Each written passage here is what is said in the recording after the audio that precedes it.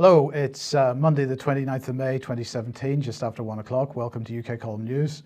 I'm your host Mike Robinson. Joining me in the studio today, Patrick Henningsen, and we have Vanessa Beeley joining us via Skype from France.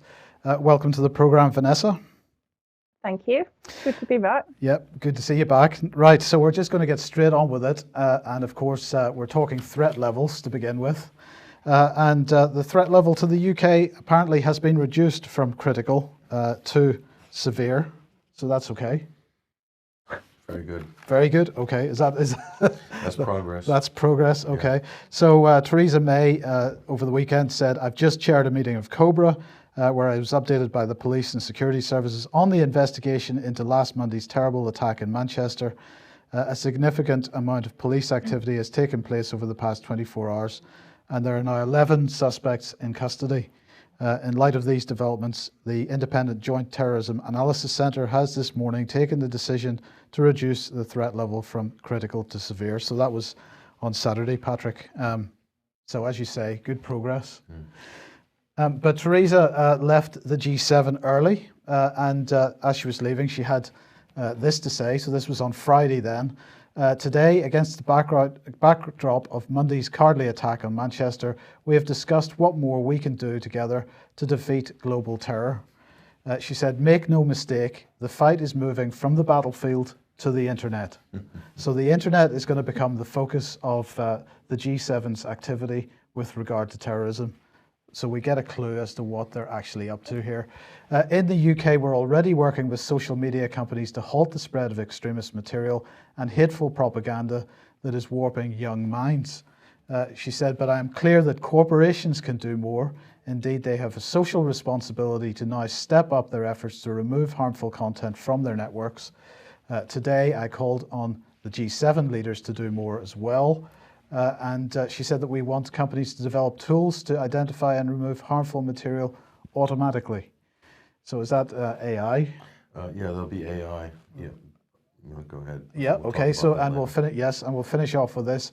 And the G7 will put its weight behind the creation of an international industry-led forum where new technologies and tools can be developed and shared to help us deny terrorists their pernicious voice online. But Patrick and Vanessa. As far as I can see, the only accounts which are being shut down at this point are alternative media accounts, people that are critical of the government. Dissident voices. ISIS accounts don't seem to be being shut down at all. Well, it's a bit late in the game, I think, for Theresa May to flag this up as some major issue. ISIS, extremist groups, and not just ISIS, but the ones that they've taken off the terrorist list recently, like Al-Nusra Front, Al-Qaeda, have been pushing hate, violence, extreme discrimination, fatwas, killing infidels, etc. for the last 6 years. They've had a run of Twitter and Facebook, and they're able to put extremist rhetoric and recruit for their terrorist organizations openly online for the last 6 years. And all of a sudden now it's a big issue. The internet is a big issue. But, Mike, I don't know, was Manchester an internet attack, or was it a real world brick and mortar attack? I thought it happened in the real world and not on the internet. I didn't realize that this was an internet issue. That's a very good question. Yeah. Vanessa, what are your thoughts? Well, I mean, it is almost comical when we've got the president of France, Macron, basically ostracizing RT and Sputnik because they disagree with him. And we have, May, as you say, creating this environment of censorship for alternative or independent news and media sites. And of course, what we discussed earlier this morning, the fact that the IP addresses of some of the ISIS operatives in the UK have been traced back to the Department of Works and Pensions in the UK. So it's kind of a little bit, it has to be viewed with a degree of humour.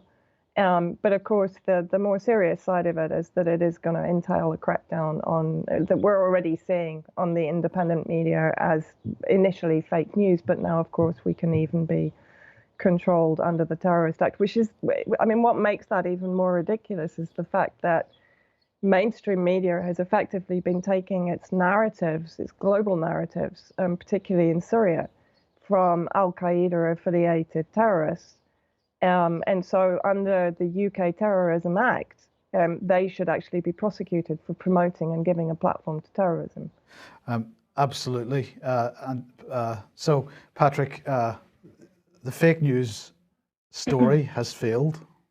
And is this their next attack? So the whole fake news crisis, Yeah. the fake news crisis was a meme which was set up by the establishment, and that was just a kind of a it was to sort of frame and set up this phase that we're in right now, and so that was more or less to sort of discredit independent blogs, independent media, alternative media, and say that they can't be trusted to share news or publish on big social media platforms that are sucking up all of the readership now, which is basically Facebook, Twitter, and a couple of others. And so they can't be trusted. We need professionals to do this. So let's set up professional forums. Let's invite the BBC. Let's invite Silicon Valley. Let's invite Facebook, the New York Times, the Washington Post, all the people that have been pushing fake news for wars time immemorial, right up till the present. Let's put them in charge of deciding, what's best for the users of a platform like Facebook or Twitter, and we'll make the decision in this kind of star chamber of trusted media outlets. They have been pushing absolute garbage about Libya, about Syria, and before that about Iraq, routinely on a daily basis, completely false, fabricated stories, one after another. And a lot of this is just to gin up support for whatever the NATO action is or whatever the military action is, or arming the moderate rebels in Syria and spending billions of dollars doing this, or the war in Yemen, selling hundreds of billions of dollars of arms to Saudi Arabia. All of their fake news that they're producing and they're seeding out through CNN, through the BBC, through very twisted, narrow editorial pipelines. So that's completely okay. That can be shared on social media. But what they're going to do is extend this, what they call dangerous speech, or harmful speech, or harmful material that Theresa May is referring to. They want to extend that to the entire sort of independent sphere. Yeah, much broader than just the extreme Muslim rhetoric. Which they're not stopping anyway, Yeah. which Vanessa just pointed out. They're actually giving a platform to. We showed you last week, Mike, ABC News showing ISIS making a bomb in a kitchen on television, a full segment. That's what in the mainstream media we're doing after Manchester. Yeah. Amazing. Well, let's come on to this one then. So Lavrov calling this out. Sure. Sergei Lavrov, foreign minister of Russia, basically saying the West bears responsibility for the chaos and terrorist attacks in the Middle East and North Africa. Now, that might be kind of a germane, fairly academic statement to us, but really this is really important post-Manchester, because we have all the reactionary people on the right and the left basically decrying various aspects of Manchester, the migrant crisis, Muslims in the UK, and really it goes right back to specific foreign policy decisions and military actions which have been taken by the UK, by the United States, by NATO member states. We discussed this at length on the Sunday Wire this past Sunday. Great discussion. I do recommend that people go and check that out on our website, 21st Century Wire. But Mike and I had a really good, the feedback, Mike, has been amazing from this show. It's a very difficult topic right now because it's very hot, and a lot of people are hot under the collar after Manchester. But really, if you're not going to talk about foreign policy or geopolitics, you're not going to extend the conversation and talk about what are the causes of the migrant crisis. Gaddafi himself said, he literally called the West stupid for basically removing the gate that was stopping sub-Saharan African migrant surges coming through Libya. By destroying Libya, they've eliminated that, and same with Syria. Well, they've not only eliminated it, but they've caused an issue where Libyans, in order to make a living, are trafficking people, and that's a crime against humanity beyond many. So, well, look, let's move on to the Philippines then, because there's been quite a lot of activity there in the last week or so, Vanessa. And sort of to set the scene, you wanted to highlight or remind everybody of the Bud Dajo massacre. Give us the background. Well, I mean, if you and you know, I'm the first person to say that this week I've spent a lot of time going into the history of the U.S. brutal colonialism in the Philippines. They basically bought the Philippines from the Spanish, and then proceeded to impose their values, their vision of civilization for those people in a very brutal and violent way. And actually, Mark Twain in 1900, the situation in the Philippines actually turned him against U.S. colonialism and imperialism. And he wrote a particularly long quote, but I'll just take from the end of it, that basically had the U.S. Conducted proceedings as they promised, which was to allow the majority of the Filipinos a government according to Filipino ideals, that would have been a worthy mission. But now, why we have got a mess, a quagmire from which each fresh step renders the difficulty of extrication immensely greater. I'm sure, and I wish I could see what we were getting out of it and all that it means to us as a nation. So, you know, this was almost the blueprint of what then came.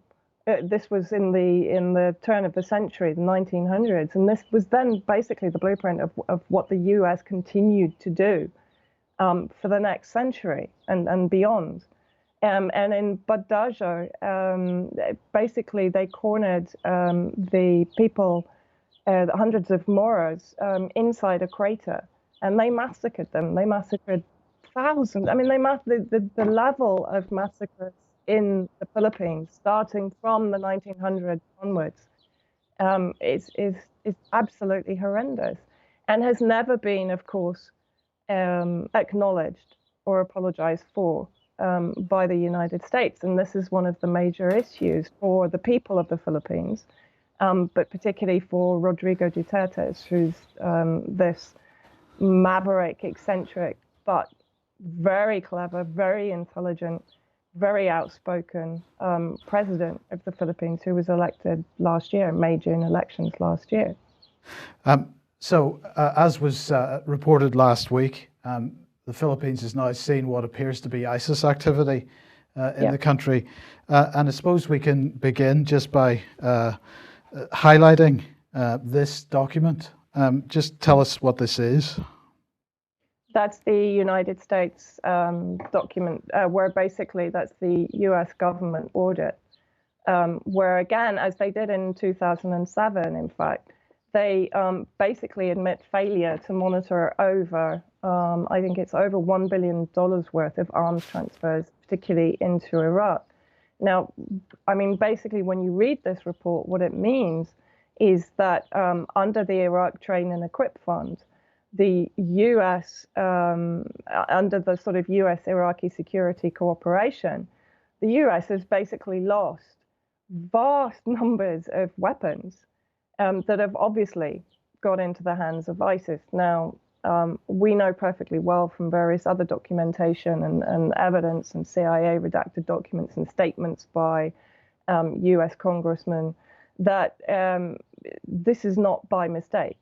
The tens of thousands of assault rifles were something like, I'm reading from the report now, $28 million, hundreds of mortar rounds, hundreds of Humvee armored vehicles, which we know, from photographic evidence have been used by ISIS, which were destined, in theory, for the use by the Central Iraqi Army, have fundamentally ended up in the wrong hands.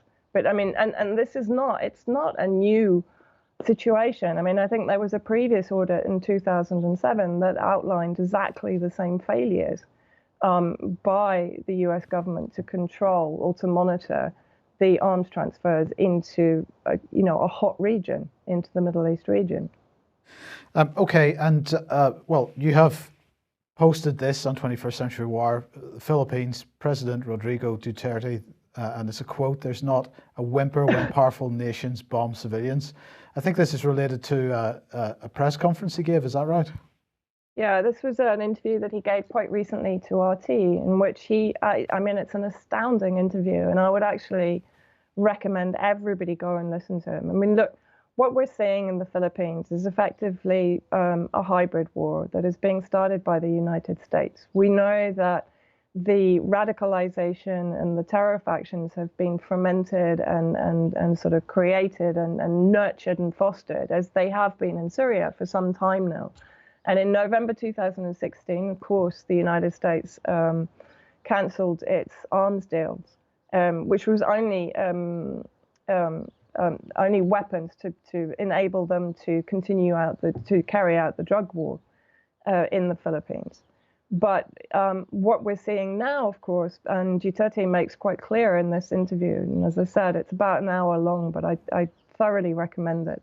He points out the elements of the hybrid war, the use of humanitarian organization and human rights violations as a form of infiltration and as a form of destabilization of any country. And of course, we are seeing, as part of that hybrid war, we're seeing the global media demonizing Duterte and creating, from what I can see, fake news about the fact that he's carrying out these brutal drug crimes. And of course, Duterte, to some extent, I've been watching a fair amount of his interviews.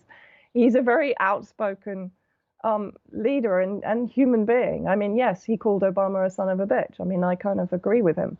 But, you know, he doesn't hold back. And so therefore, it's relatively easier for the media to let's say, amplify some of his more outrageous statements and to turn it into a demonization story. But what I've found quite astounding is, since I've been posting about Duterte, is the number of Filipinos who've contacted me and the number of messages and emails that I've had basically in support of Duterte. And I'll just read one of them. I have never voted once, but I paid close attention to the country's economic and political affairs. I thought last year's election's just going to be another hullabaloo, not only because of the lineup of candidates, but also because Duterte, who they said was a womanizer, a killer, an adulterer, unorthodox and misogynist, is running as president. But it was a game changer when he won by a landslide. 16 million voted. And despite all the propaganda against him, he won. He took office in June 2016, and since then, in his first 100 days alone, massive changes happened. What we Filipinos thought was impossible, he made possible. If you're going to learn more about the current administration, it will not be hard to see why 99 million people support him, that many would even die for him. The Philippines is drastically reforming under him, and no wonder he is making a lot of enemies locally and internationally. And this was across the board with the comments that I was getting from people that were commenting on the post on Facebook, on Twitter, and, as I say, messaging me. And that interview, I presume, can be watched on that 21st Century Wire page? Yeah, absolutely. Okay, yeah. so the headline... The whole transcript is there, and the interview itself. Okay, super. So the headline is President Rodrigo Duterte, there's not a whimper when powerful nations bomb civilians. But the ISIS connection then, we're seeing from some reports. So here is Filipino millennial joins ISIS in Syria, off to get trained, I suppose. And this one from Anti-Media: did you know ISIS is now in the Philippines? Here's what we aren't being told. Then we've got CNN, ISIS in Southeast Asia, Philippines battles growing threat. But the interesting thing about this, Vanessa, is that initially the military in the Philippines didn't seem to acknowledge what it was they were fighting. So this is the Public Affairs Office Chief Marine commenting to the media, saying the situation in Marawi has stabilized, security forces are in full control of the situation. And then a day or two after that, Inquirer here headline, AFP chief says Mauta group acknowledged by Islamic State. So they're showing a link between the group, the Philippines initially saying that this was a localized terrorist group, but now they're acknowledging that it's linked to Islamic State. So Yeah. Do you have any idea why it took them so long to acknowledge this? I think perhaps they were trying to sort of play down the very real threat. But Duterte, in that interview with RT, actually makes the point that there are, as he describes, Middle Easterners among the terrorists. And he actually admits that, yes, you know, they've come in from Syria and from areas of the Middle East. And so I think after that, I think it was after that interview that General Eduardo Año actually made the admission that, yeah, there were ISIS fighters among them, or, you know, external foreign fighters in there. Interesting also, I don't know whether, I think it was in an earlier interview that Duterte maintained that if Gaddafi and Saddam Hussein had not been killed, then ISIS would not exist today. Now, that's a very strong point. And it also leads us to believe, obviously, that as we know, that the war against Syria in particular was planned well in advance. And you know, he's spoken, I think there are three, maybe four main reasons that Duterte is being demonized and that the Philippines are being targeted for this hybrid war. First of all is his pivot towards Russia and China. You know, China is virtually a neighbor. And so therefore he is fostering strong relationships with China. And we know that the United States is putting pressure on Indonesia and Malaysia to join the sort of anti-China cooperative. And we know that Duterte is historically strongly against US military bases in the Philippines, but even more so as a part of his burgeoning trade relationship with China and with Russia.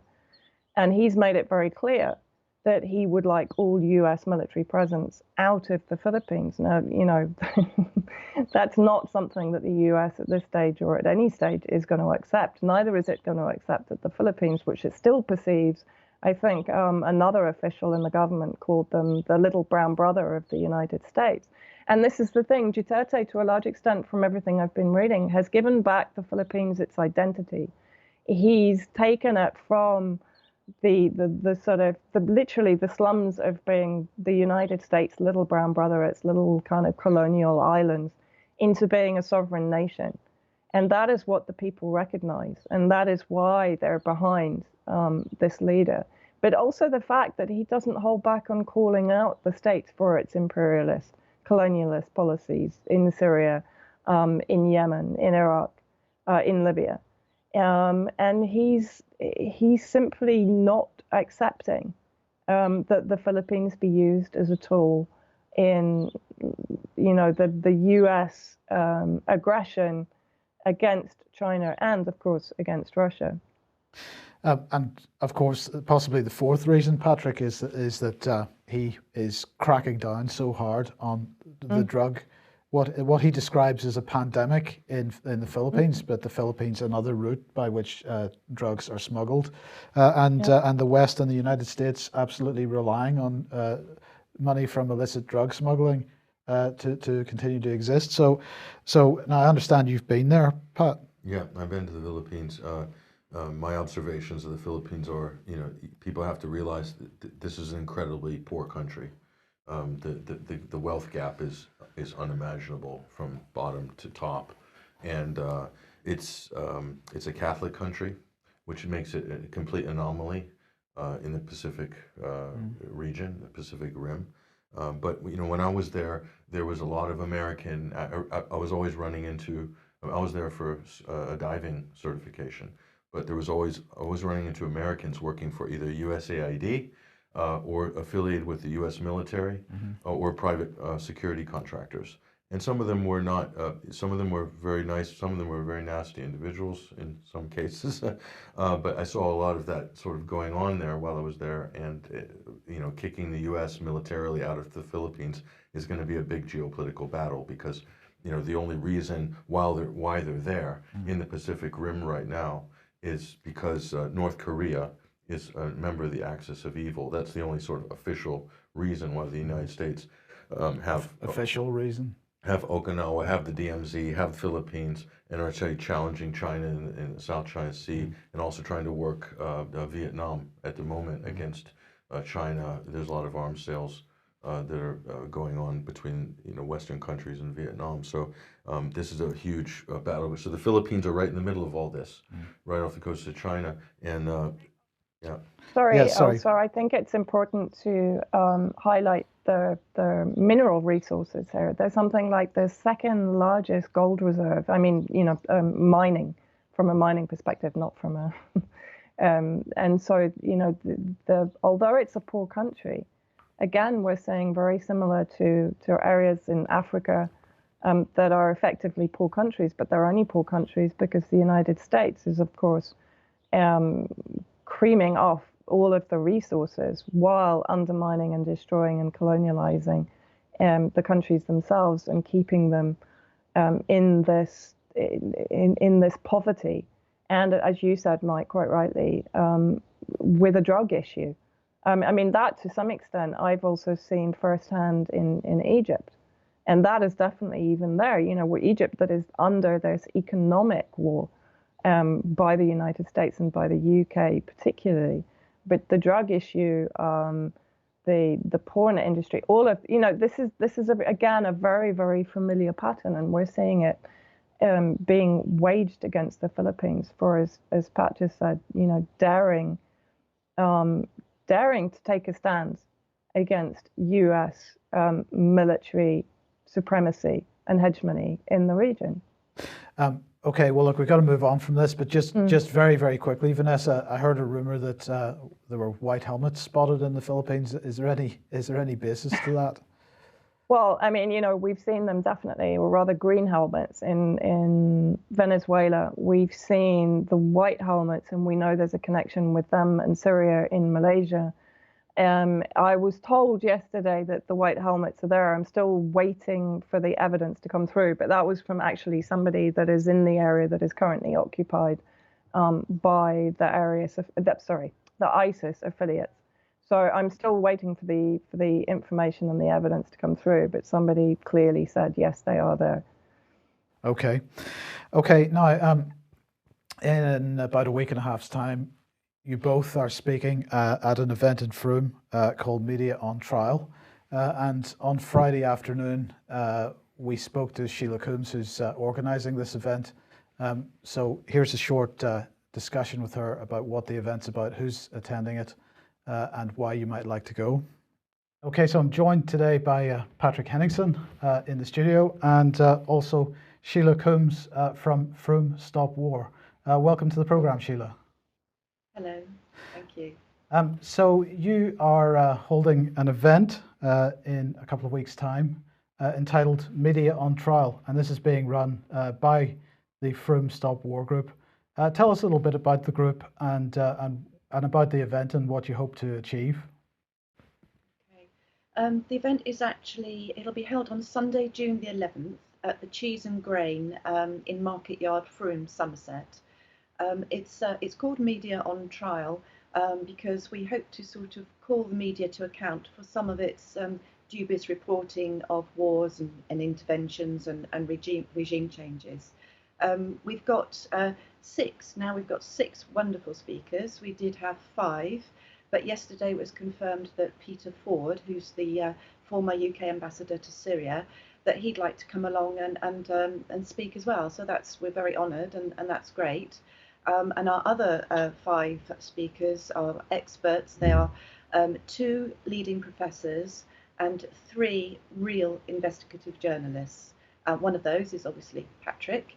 And why I say real investigative journalists, it's because Patrick and Vanessa have actually risked their lives and gone to the heart of the conflict zone in Syria to speak to people, to speak to civilians and find out what's really happening and get over a narrative that's been suppressed by the mainstream media. So that's what I call real investigative journalism.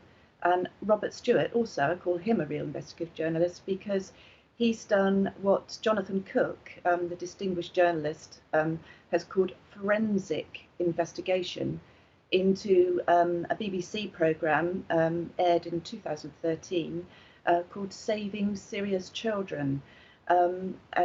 So again, real investigative journalism, and of course then we've got the just amazing Vanessa. So, and as you know, Vanessa's been to Syria 6 times. Her investigation into the White Helmets has just been amazing. I think it was kicked off by some research by Corey Morningstar, and Vanessa's just moved on with that, and to the extent that she was given an award by the real Syria Civil Defence Force in Syria. So it's an amazing and groundbreaking event, and Patrick will probably tell you what he's going to be talking about, which is probably on the fake news line of things. So, well, if we just put this back up on screen, we've got some of the usual suspects in the graphic there, Patrick. Yeah.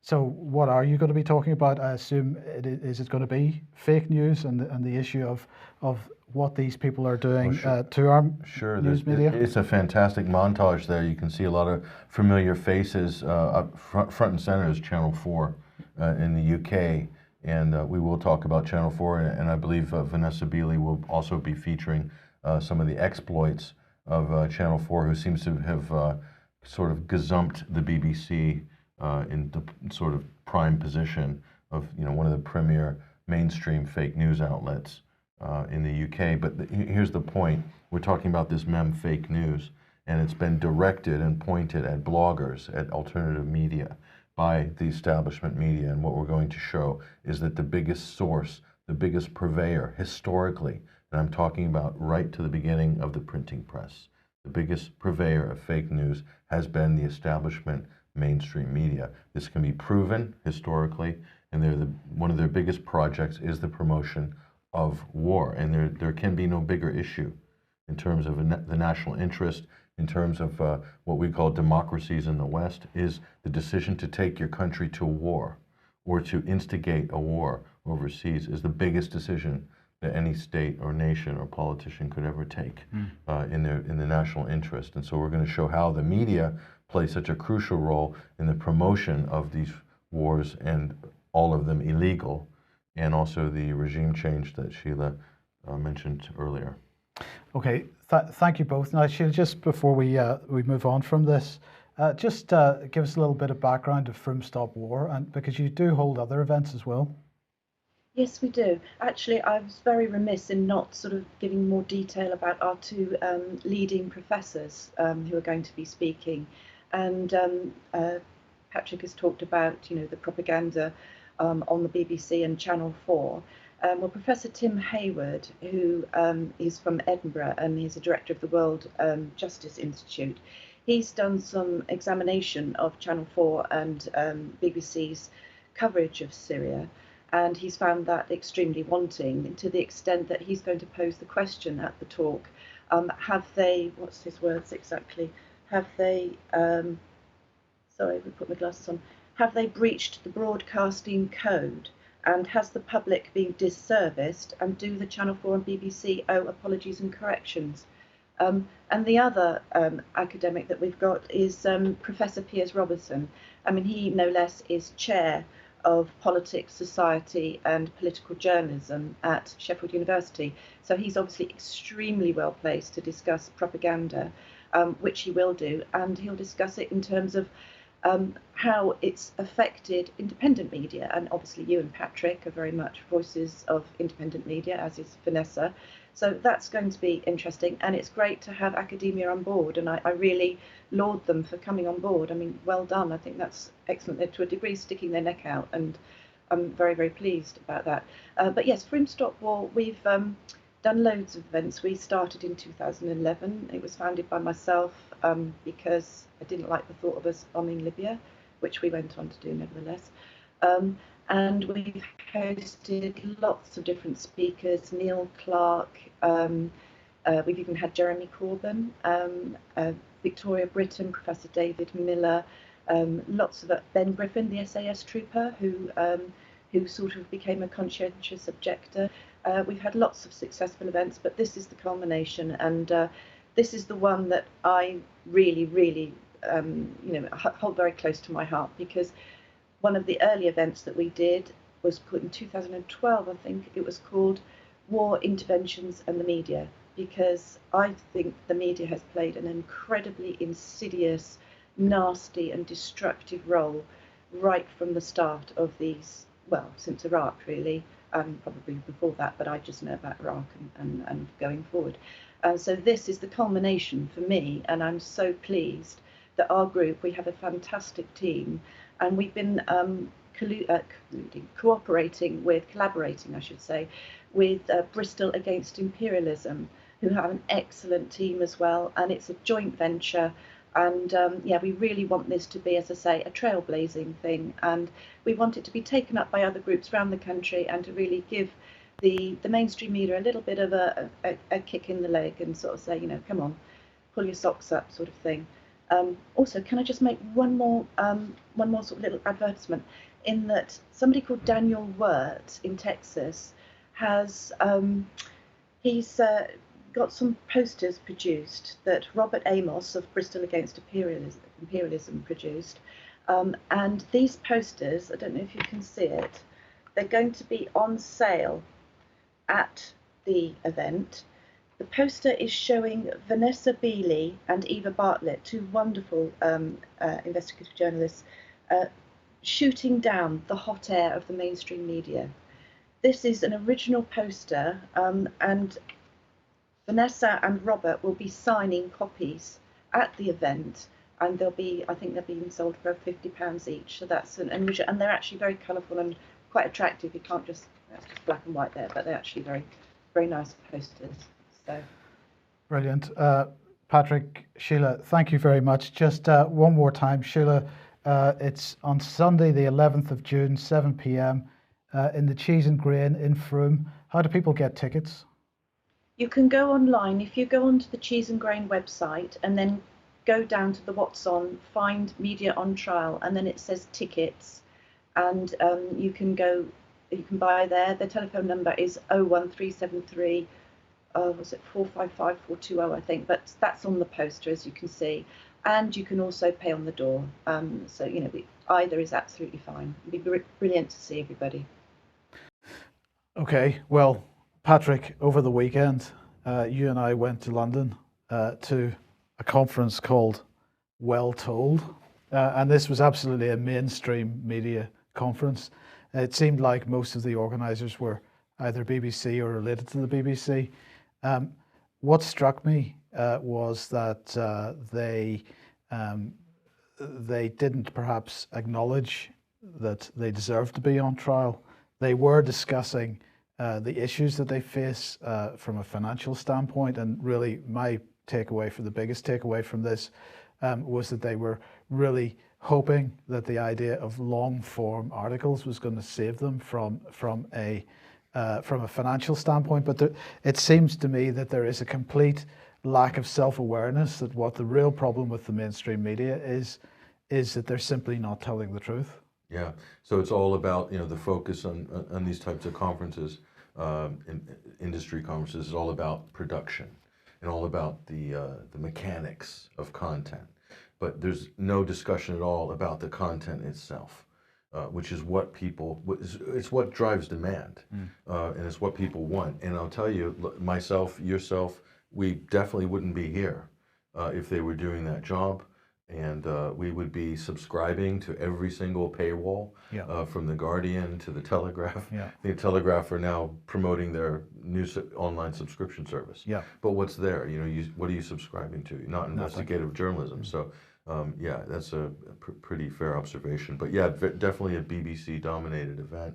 So it's very interesting also getting their insights about, you know, what's important for them when they're producing stuff, and looking at their metrics and how they feel about their work and so forth. But no real discussion really about alternative or independent media throughout any of these seminars. Mm-hmm. Everything was focused completely on the BBC, you know, what the BBC are doing.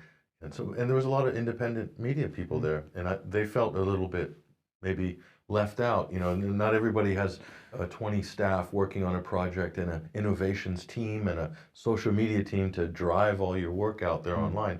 Most of us are doing this by ourselves on a shoestring budget, if that. It's really the sweat of our brow, Mike. Yes. that's driving this show and the work that we're doing as well. And Vanessa, probably one of the main stories that the mainstream still absolutely refuses to cover is the white helmets. So let's have a look at this article again. You've posted on 21st Century Wire: White Helmets, blasphemous whitewash of their execution track record. Well, yeah, I mean, this is having already put out there a couple of videos where the white helmets were definitely seen both mopping up after a terrorist or Al-Qaeda execution in Syria, or even participating and celebrating another one about a year later.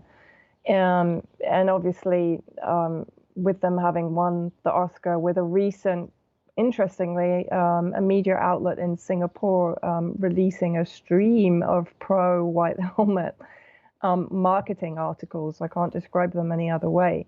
I think the outfit is called Middle Ground.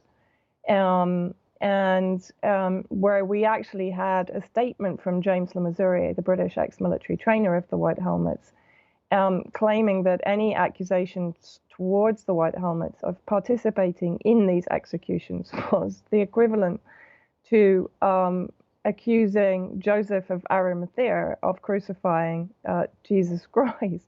I mean, I struggle to even say that out loud, because it's one of the most cynically blasphemous sort of attempts to whitewash the white helmets.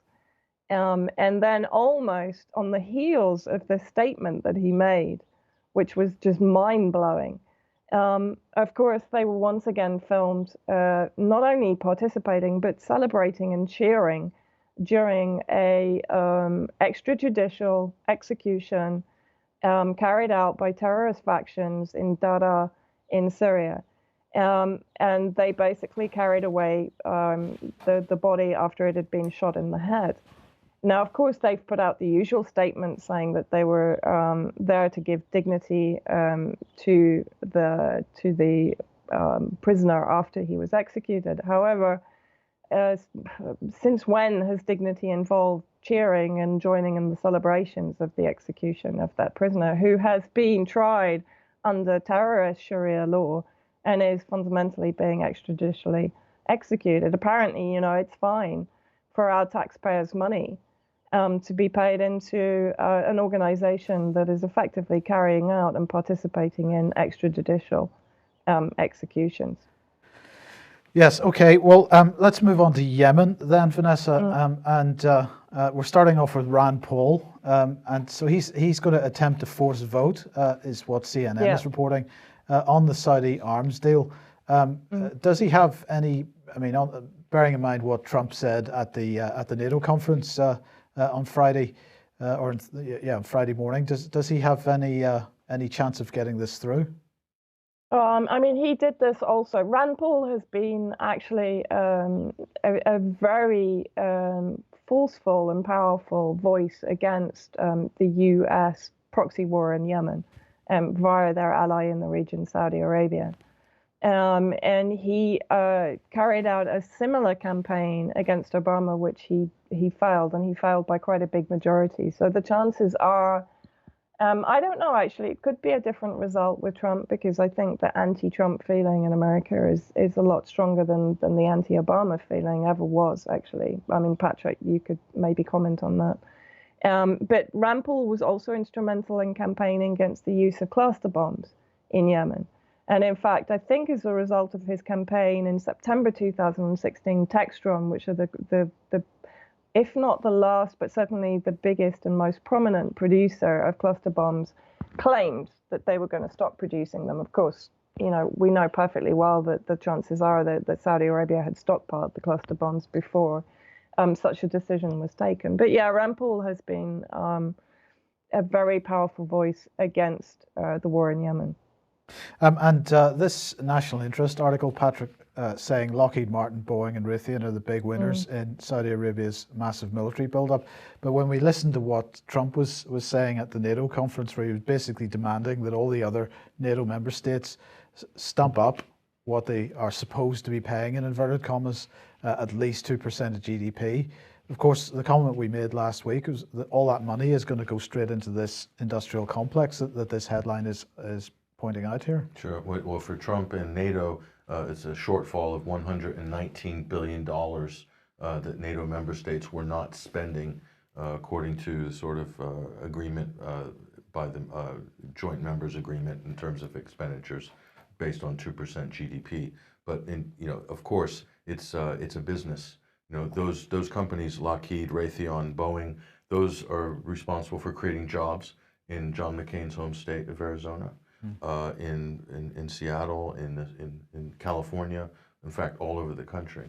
Those operations have been spread out all over the United States, and most states have some element of that military-industrial big corporation complex. So all of those senators that are voting for this, and that's why this bill, if this does go to a vote, I doubt it will go to a vote, but if it did, it's very possible that vote would pass, because there's so many senators and congressmen that have a vested interest, and Americans translate military arms sales to jobs. Unfortunately, this is the way it is in the United States. So, Vanessa, what were your thoughts on the new Trump-Salman alliance? Well, I mean, I think it needs to be put into perspective, and I think what was made very clear was, Trump's basically realigned himself with the primary terrorist states, which are, of course, Saudi Arabia and, we have to say, Israel. And that was made very clear by these meetings in Saudi Arabia and then again with Netanyahu. And of course, then he's also supporting, I think it's the 55-nation Arab NATO, but which is effectively the Sunni Arab coalition, which is lined up against, of course, and Trump has supported that theory that Iran is the greatest terrorist producer, Iran is the great threat. And of course, Saudi Arabia is basically seeing a perceived Iranian influence coming in across all the northern band of countries. And now, of course, the perceived threat is the Iranian influence in Yemen to the south of Saudi Arabia. So to a great extent, the US is also playing this card and using this card, or this fear factor, this bogeyman, for Saudi Arabia. So it's being threatened from the north and now, of course, from the south, which, of course, that feeds the military-industrial complex. That means that the states can continue pouring weapons, and the UK and France, the three UN Security Council permanent members, are, of course, the biggest suppliers of weapons to the Saudi coalition, waging the genocidal war of aggression against Yemen. And, of course, we also have to look at the evolution of Al-Qaeda Arab Peninsula, which, basically goes back, it has its roots in the formation of the Taliban by the United States in Afghanistan, and then they came back, basically, to cut a long story short, they came back into Yemen, and AQAP was allowed to flourish. And under the pretext of Obama's war on terror, the US established military bases on the Arab Peninsula and on the Horn of Africa. So to a large extent, that combined with the fostering, the nurturing, and the arming of AQAP and the allowance that this war has created for AQAP to return to Yemen, because the Houthis and the Houthi alliance between 2012-2015 had basically almost eradicated Al-Qaeda. And then when the Saudi war of aggression started, of course, AQAP suddenly flourished and they started to retake the areas in the south with the help of the United States and with the help of the Saudi coalition. So we see very clearly that if, for example, there is a decision in any way or form, either through hybrid warfare or direct warfare to attack Iran, they basically have what they perceive to be a military base in Yemen and on the Horn of Africa from which they can launch those attacks, which mean that Yemen and the Horn of Africa will be the target for any retaliatory actions by Iran. And this is also, I think, this is also the problem in the Philippines. The Philippines understand, Duterte understands, that if the US maintain a military presence on the Philippines, and if anything escalates between the US and China, and if attacks are launched from the Philippines, it is the Philippines that are going to be the target of China. So I think we're seeing, this is a creation of a much bigger web that has Iran, China, and Russia at its center. Yeah. Okay. Thank you for that. Now we're just rapidly running out of time here, so we'll just run through a couple of things. Putin was visiting France, and he met Monsieur Macron. I'm sure. Well, it was clearly a bit of an ego thing for Macron. He was trying to present how great France was, what a great influence France has been on Russia historically, and Putin doing exactly the same, highlighting historic ties with an historic influence from Russia on France, going back even further than the ones that Macron was trying to present. Macron said there, however, in the question and answer session, that there are two red lines. We must be unwavering on the use of chemical weapons and on humanitarian access to civilians. So what he seemed to, in general, I think the tone was relatively positive. They were talking about industrial cooperation and so on, and they were talking about dealing with terrorism. But they always fall back, or at least Macron always falls back on the old chemical weapons rhetoric, and of course humanitarian access to civilians. What does that mean? Humanitarian access to tame terrorists? Humanitarian access into the Idlib province in northern Syria, which is occupied by dominated by al-Nusra Front and many other groups. So what Macron's doing there is setting his baseline to preempt what very well might happen in the future. Yeah. Is magically on the eve of some major ceasefire, Geneva or Astana agreement, there will be a chemical weapons incident. Yeah. And Macron will be, at least for now, he's put his chips there on the table, that he'll be there and ready to voice his righteous indignation and imminent military escalation in Syria. Yeah.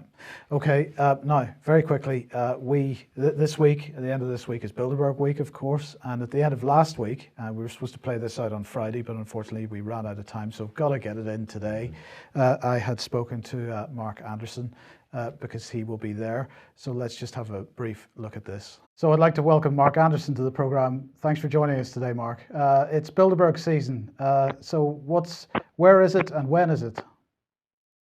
Oh, the Bilderberg meeting 2017 finally has been determined to be in Chantilly, Virginia once again, June 1 through 4. They met there in 2002, 2008, and for Jim Tucker, my former partner's last time, in 2012. Any idea yet what's on the agenda? Not precisely, other than global domination 101, you might say. If that's overly dramatic, I'll apologize up front.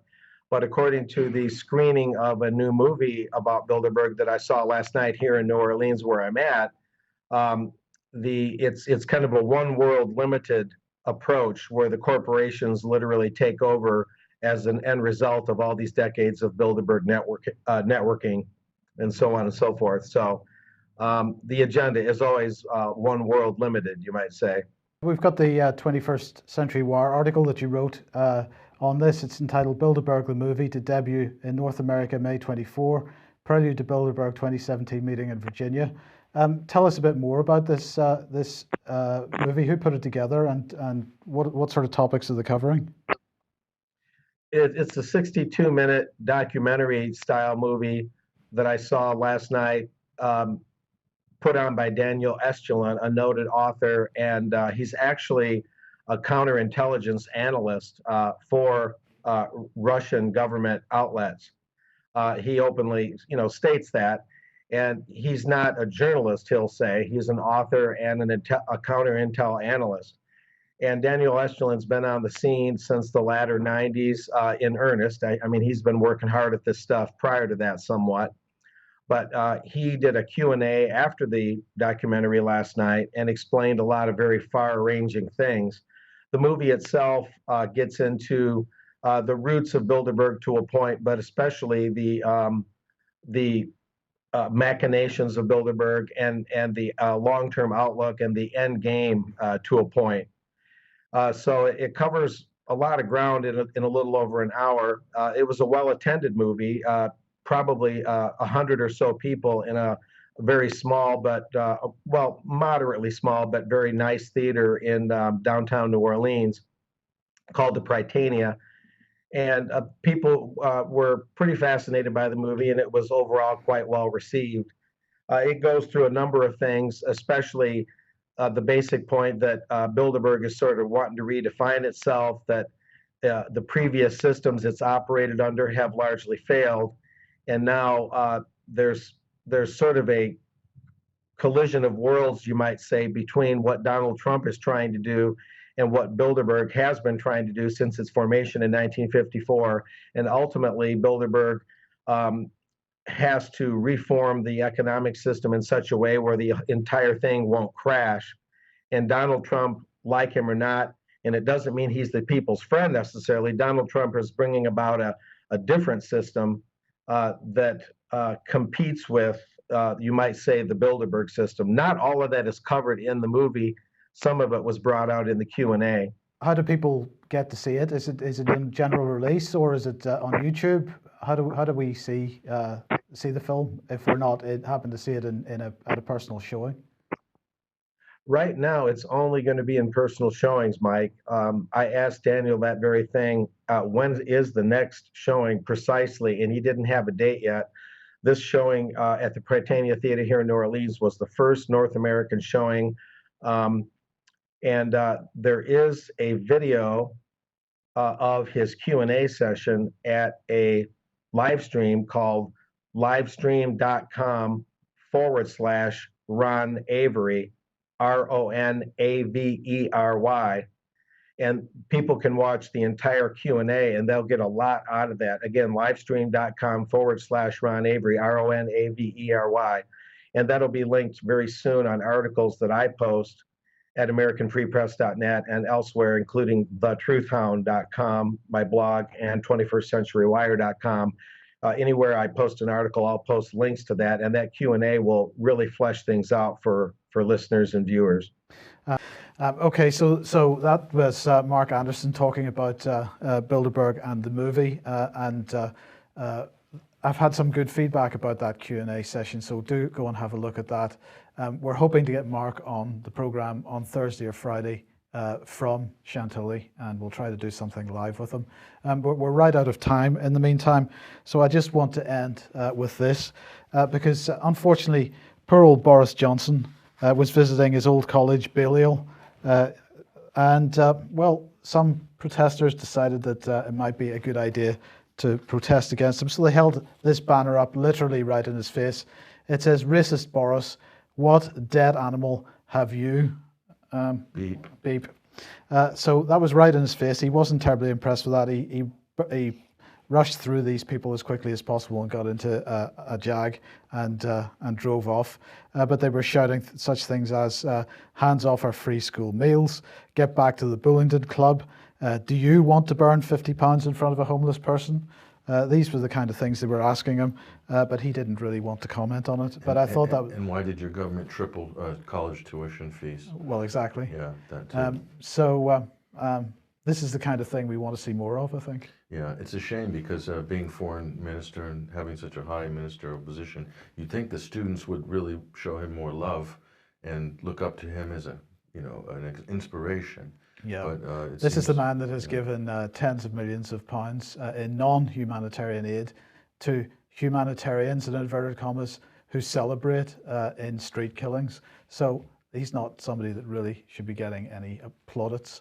Look, we've got to leave it there. Thank you very much to Vanessa Beeley and Patrick Henningsen for 21st Century Wire. We'll be back at the same time tomorrow. We'll see you then. Thanks for joining us. Bye-bye.